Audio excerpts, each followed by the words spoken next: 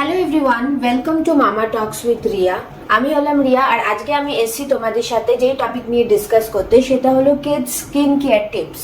Kids in the terms of aged 3 to 10 years, এই বয়সী বাচ্চাদের স্কিনটাকে তোমরা কিভাবে ভালো করে কেয়ার নিয়ে রাখতে পারো সেইটা নিয়ে আমি তোমাদেরকে কিছু টিপস দেবো। আই বিলিভ তোমরা যদি সেই টিপসগুলোকে ফলো করো তাহলে নিশ্চয়ই তোমাদের বেবি স্কিন, ফেস সবকিছু তোমরা খুব ভালো মতন রাখতে পারবে। কিন্তু প্রথমে আমি তোমাদেরকে বলে নেবো, please subscribe my channel, please like my video, share, আর তোমাদের কোনো কোয়ারি থাকলে প্লিজ আমাকে কমেন্ট করো আর আমাকে জানাও যে কেমন লাগছে। প্লিজ তোমাদের সাপোর্ট কিন্তু আমার ভীষণ জরুরি, কারণ আমি এইখানে পুরো নতুন ইউটিউব স্টার্ট করেছি, আমি যেগুলো আগের ভিডিওতেও বলেছি। তো তোমাদের সাপোর্ট কিন্তু আমার সব থেকে বেশি জরুরি। Okay, then I am starting the tips. তো ফার্স্ট ওয়ান ইজ, যেটা সব থেকে বেশি জরুরি সেটা হলো বেবি স্কিনকে অনেক জেন্টলি ক্লিন করা। মানে আমরা যখনই বেবিকে স্নান করাচ্ছি কিংবা কিডসদেরকে স্নান করাচ্ছি, তখন যে আমরা সোপ ব্যবহার করছি কিংবা আমরা বডি ওয়াশ ব্যবহার করছি, আমাদেরকে খেয়াল রাখতে হবে সেগুলো যেন খুব বেশি হার্শ, বেশি কেমিক্যালওয়ালা বডি ওয়াশ কিংবা সোপ যেন না হয়, কারণ সেই সব জিনিসগুলো কিন্তু বেবিদের স্কিনকে বেশি এফেক্ট করে। সেগুলো আমাদের দরকার নেই। মোস্টলি যেটা ইউজফুল সেটা হচ্ছে বেবিদের জন্য, বেবিদের কিডসদের জন্য কিডসদের যে বডি ওয়াশ কিংবা সোপ আছে সেগুলো ইউজ করা হলো বেশি ভালো। আর সেটা যদি নাও হয় তাহলে সেরকম দেখতে হবে যেখানে কেমিক্যাল ফ্রি যেগুলো বডি ওয়াশ কিংবা সোপ আছে সেগুলোকে use. Okay, second point is moisturisation. যখনই তোমরা কিডসকে স্নান করাচ্ছ কিংবা বডি ওয়াশ হচ্ছ, যেটাই করছো, তারপরে ডেইলি রুটিন বানিয়ে নাও যেন বডি ওদের ময়শ্চার খুব ভালো ময়শ্চারাইজেশন করা হয়। কেন কি ওই জিনিসটাই ওদের ইউজ করবে বডিটাকে, স্কিনটাকে অনেক সফট রাখা।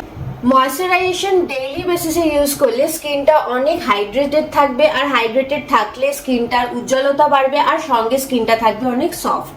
থার্ড পয়েন্ট ইজ, এটার সাথে নট অনলি ময়শ্চারাইজেশন, যখনই তুমি কিডসকে আউটডোরে কোথাও বার করছো কিংবা কোনো আউটডোর অ্যাক্টিভিটির জন্য যাচ্ছে, ট্রাই করো সবসময় সানস্ক্রিন ইউজ করার। সানস্ক্রিন অ্যাটলিস্ট SPF 30 ইউজ করার, কারণ ওটা কি হয়, স্কিনকে রোদ্দুরের যে ডিরেক্ট রে যেটা সেটার হাত থেকে রক্ষা করে। তাতে কি হয়, স্কিন ড্রাই খুব কম হয়। ভিতর থেকে স্কিনটা যদি ময়শ্চারাইজ থাকে, আর সানস্ক্রিন স্কিনকে প্রোটেক্টও করে অনেক বেশি, তো প্রোটেক্ট করলে কি হবে, স্কিনটার ক্ষতি কম হবে অনেক। ফোর্থ ওয়ান ইজ স্নান করা, বাথিংটা রেগুলার অ্যাক্টিভিটি, ওটা তো ডেইলি বেসিসে করতেই হবে, কিন্তু এটা করার সময় খেয়াল রাখবেন যেন আপনি আপনার বাচ্চাকে লিউক ওয়ার্ম ওয়াটারে আপনি স্নান করাচ্ছেন, মানে হচ্ছে উষ্ণ গরম জলে যেন স্নান করাবেন। খুব বেশি গরম জল অ্যাপ্লাই করবেন না, তাতে কিন্তু স্কিন পুড়ে যাওয়ার চান্সেস থাকে। হয়তো আপনি নোটিস করতে পারছেন না, সেটা একদিন দুদিন করে দিনের পর দিন করতে করতে স্কিনটা একটা রাফ পুড়ে যাওয়ার একটা চান্সেস থাকে। ইন দ্যাট কেস হালকা একদম গরম জল ইউজ করুন। একদম ঠান্ডা জলও বাচ্চাদের পক্ষে ক্ষতিকর হতে পারে, কারণ ওদের ঠান্ডা বসে যেতে পারে, ঠান্ডা বসলে তাতে শরীর খারাপ হতে পারে। তাই জন্য বেটার একদম ঠান্ডা জল ইউজ না করে হালকা আপনি গরম জল ইউজ করুন। গরম মানে জাস্ট ঠান্ডা ভাবটা কাটানোর জন্য, এমন না যে গরম জল অ্যাকচুয়ালি রিকোয়ার্ড। স্পেশালি গরমকালে তো সেটা রিকোয়ার্ডই নেই।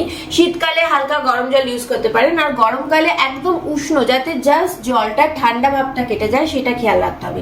সেই জলটা ইউজ করলে কিন্তু কিডসদের স্কিনটা অনেক বেশি ভালো থাকবে। কিন্তু একদম বেশি গরম জল কিংবা একদম ডিরেক্ট ঠান্ডা জল ইউজ করাটা অ্যাভয়েড করার চেষ্টা করুন। ওকে, ফিফথ পয়েন্ট আমি বলতে চাইবো, যখনই স্নান করার পর কিডসকে গা পোছাবেন তখন চেষ্টা করুন প্যাটিং ইউজ করতে। মানে আপনি যখন টাওয়েল ইউজ করছেন সেটা দিয়ে রাব করে কিডসকে যে পোছানো হয় সেটা করার মানে অ্যাভয়েড করার চেষ্টা করুন, কারণ সেটা করলেও কিন্তু বাচ্চাদের স্কিন মনে রাখতে হবে অনেক সফট হয়, সেটায় ওতে ক্ষতি হওয়ার চান্সেস অনেক বেশি থাকে, ওটা রাফ হয়ে যায়। সবসময় যখন গা পুছবেন চেষ্টা করুন টাওয়েল নিয়ে ওটাকে প্যাটিং করে সারা বডিতে প্যাট করে এরকম করে বডিটাকে পোছার চেষ্টা করুন, তাতে বাচ্চাদের স্কিন অনেক বেশি ভালো থাকে। হার্শ প্রোডাক্ট, যে কোনো কেমিক্যালওয়ালা বেশি প্রোডাক্ট, কোনো ক্রিম কিংবা কোনো বেশি পাউডার, যেগুলো কিডস প্রোডাক্ট না, সেই রকম যে কোনো প্রোডাক্ট ইউজ করা একদমই অ্যাভয়েড করুন। কোনো দরকার নেই সেই প্রোডাক্ট দেওয়ার। At least till the age of 10 or 12 তো কোনো রিকোয়ারমেন্টই নেই। অনলি কিডস প্রোডাক্ট যেগুলো একদম সফট হয়, যেগুলোর মধ্যে কেমিক্যালস অনেক কম থাকে, সেরকম জিনিসই চেষ্টা করুন বাচ্চাদেরকে স্কিনে অ্যাপ্লাই করার জন্য। মোস্ট ইম্পর্টেন্ট পয়েন্ট ইজ আপনি আপনার বাচ্চাকে এনকারেজ করুন প্লেন্টি অফ ওয়াটার পান করার জন্য। জল খাওয়ার মতন বেস্ট হ্যাবিট কিন্তু আর কিছুই হতে পারে না। যত বাচ্চা বেশি জল খাবে তাতে ওর পেটও পরিষ্কার থাকবে, ইভেন স্কিন অনেক হাইড্রেটেড থাকবে। পেট পরিষ্কার থাকলেও তার স্কিন ভালো হবে, ফেসের স্কিনের মধ্যে গ্লো আসবে, আর হাইড্রেটেড থাকলে বডিও ভালো থাকবে, বডি স্কিনও অনেক বেশি ভালো থাকবে। সো বেস্ট ওয়ে হচ্ছে আপনাকে জল খাওয়ানো প্র্যাকটিস করতে হবে। বাচ্চা যেন দিনে এনাফ ওয়াটার ড্রিঙ্ক করে, কারণ মোস্টলি কি হয়, বাচ্চারা যখন স্কুলে চলে যায়, বাড়িতে যাও মা বাবার আন্ডারে থাকলে একটা রুটিন ওয়াইজ জিনিসটা হয়ে যায়, কিন্তু স্কুলে গেলে কিন্তু বাচ্চারা একদমই জল খায় না বললে পরে চলে, মানে খুব কম হয়ে যায়। তো বাচ্চাকে এনকারেজ করুন, কিছু এরকম বলুন যে স্কুলে যাওয়ার আগে যে আজকে যদি ওয়াটার পুরো ফিনিশ হয় তাহলে তার জন্য কিছু সারপ্রাইজ রাখবেন, কিছু ভালো আইটেম তাকে রান্না করে খাওয়াবেন, এরকম কিছু বলুন যেটা সে বাচ্চাটা পছন্দ করে, যাতে সে ইন্টারেস্টেড হয়ে তার ওটা ডেলি অ্যাক্টিভিটি হয়ে যায় যে সে জলটা পর্যাপ্ত পরিমাণে পান করে।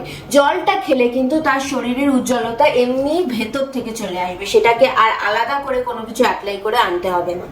আরেকটা পয়েন্ট আমি বলতে চাইবো, যেটা হচ্ছে যখন শীতকালের সময় স্পেশালি কিংবা গরমকালের সময়, বোথ টাইমে, শীতকালে যখন বাচ্চাকে বের করবেন চেষ্টা করুন ওয়ার্ম ড্রেসেস পরানো।